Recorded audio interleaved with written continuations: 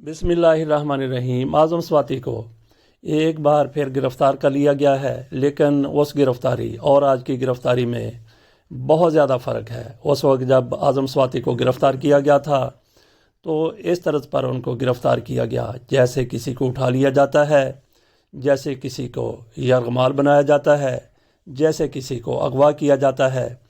गिरफ़्तारी वहीं से हुई है। FIA वाले लोग गिरफ़्तार करने वाले हैं, वही फार्म हाउस है, वही FIA की टीम है, लेकिन अब के ये लोग मजिस्ट्रेट के वारंट साथ लेके गए हैं, मजिस्ट्रेट भी साथ था। इस चीज़ को सराहते हुए आज़म स्वाति की तरफ से कहा गया है कि पाकिस्तान में रूल ऑफ लॉ का मसला है, लेकिन ये लोग चूँकि अब कानूनी तौर पर मेरे पास आए हैं तो मैं गिरफ़्तारी देने के लिए तैयार हूँ। उनको फिर थोड़ी देर बाद आज ही रिमांड के लिए पेश किया जाएगा, तो देखते हैं कि उनका कितना रिमांड दिया जाता है। आज़म स्वाति साहब ने जो कुछ कहा, रावलपिंडी में इमरान खान के जलसे के दौरान उसको मुतनाज़ा करार दिया गया है। उसके हवाले से कहा गया है कि यह पीका ऑर्डिनेंस की खिलाफ वर्जी है। इन्होंने मुतनाज़ा बयान दिया है। पहले भी इनकी तरफ से एक मुतनाज़ा ट्वीट सामने आया था।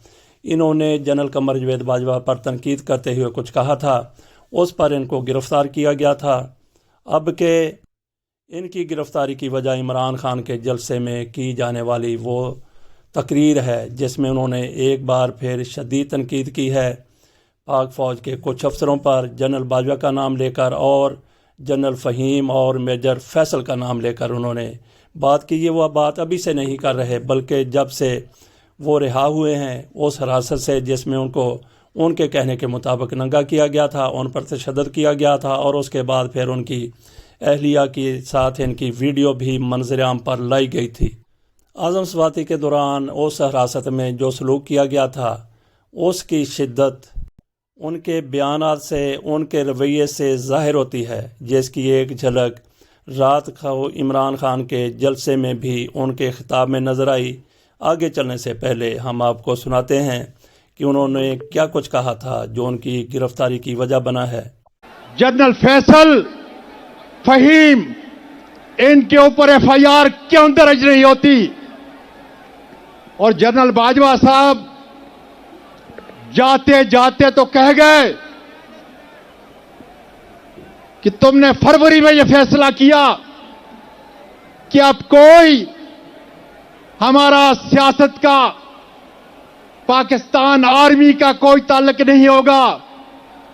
हम तो पाकिस्तान आर्मी को सलाम करने वाले हैं। लेकिन जाते जाते ये बता जाइए कि अरशद शरीफ को फरवरी के बाद किसने कत्ल किया? ये बता जाइए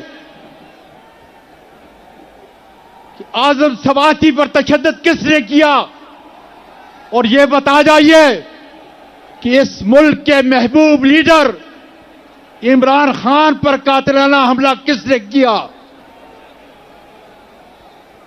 बाजवा साहब, चंद सवाल हैं आपसे। मेरे करीब मशरक के अंदर भारत का बहुत बड़ी फौज का, हमारे दुश्मन उसका एक जनरल पांडे, वो आर्मी चीफ बनता है। उसके टोटल एहसासे 26-29 लाख रुपए है। इस कौम को बता के जाओ कि तुम्हारे हसासे कितने हैं, कहां से लाए हैं।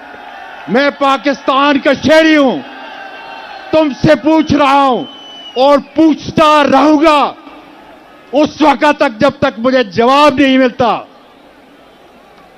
जनरल बाजवा, ये भी बता दो कि मेरी कौमी सलामती में कौन सा ऐसा इदारा है जिसमें चंद ऐसे हैं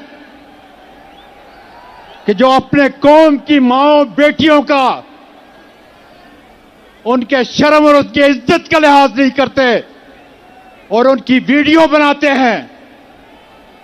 कौन है वो लोग जो सियासतदानों की, जजों की, डॉक्टर्स की, प्रोफेसर्स की, सनतकारों की, ताजरों की फाइलें बनाते हैं और उसके बाद उनको ब्लैकमेल करते हैं।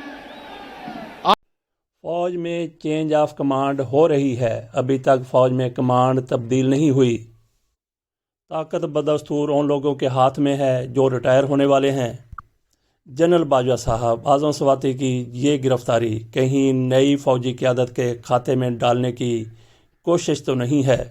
आज़म स्वाति की इस तरह गिरफ्तारी पर यही कहा जा सकता है कि मारते भी हैं और रोने भी नहीं देते। इजाज़त दीजिए, अल्लाह हाफिज़।